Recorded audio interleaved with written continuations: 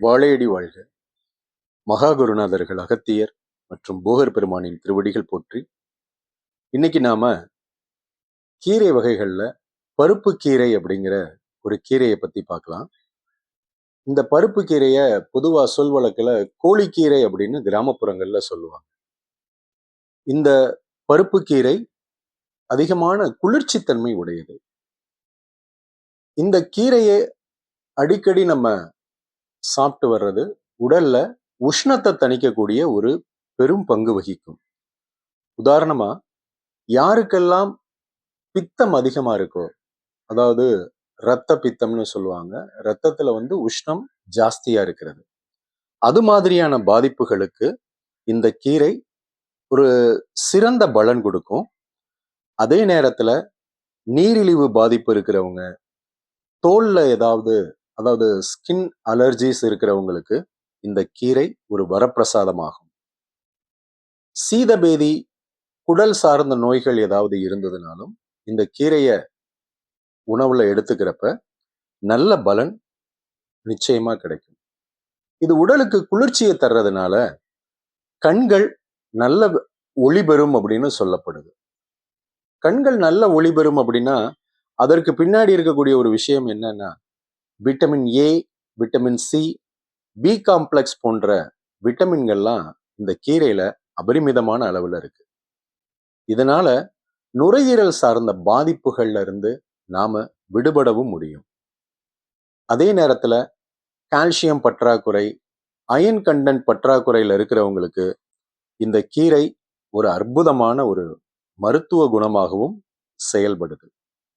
இந்த கீரையில பூண்டு இணைச்சு நீங்க சமைச்சு சாப்பிட்டீங்க அப்படின்னா உடல்ல இருக்கக்கூடிய தேவையில்லாத கொழுப்புகள் கரைஞ்சு மலம் வழியாகவே வெளியேறிடும்.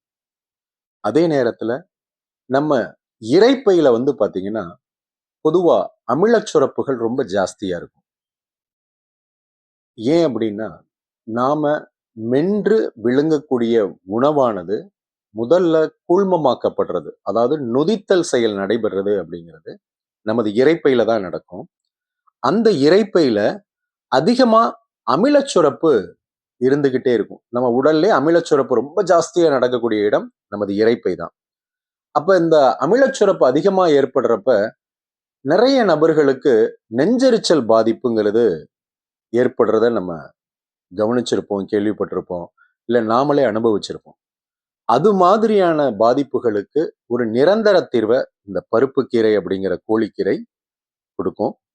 அதே நேரத்துல கடுமையான தலைவலி இருக்கிறவங்க, இல்லாட்டினா வியர்வை கொப்பளம், வெந்நீர் பட்ட கொப்பளம், தீக்காயம் ஏற்படுறதுனால ஏற்பட்ட கொப்பளம், கொழுப்பு கட்டி உடல்ல மேலோட்டமா தெரியும் இல்லையா, அதாவது கட்டியா இருக்கும், அது வலி இருக்காது, அங்கேயும் இங்கேயும் நகல்ற மாதிரி இருக்கும்.